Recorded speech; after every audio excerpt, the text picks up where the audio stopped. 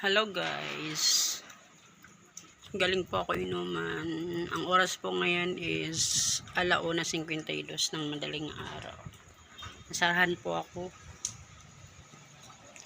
So ngayon nandito ako sa may barangay, tapat ng barangay kasi may free wifi dito.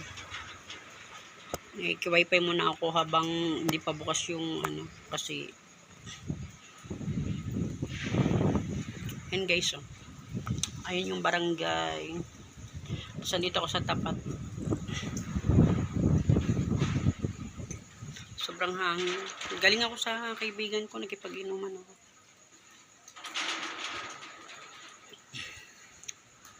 Tapos naulan-ulan pa ng kaunti.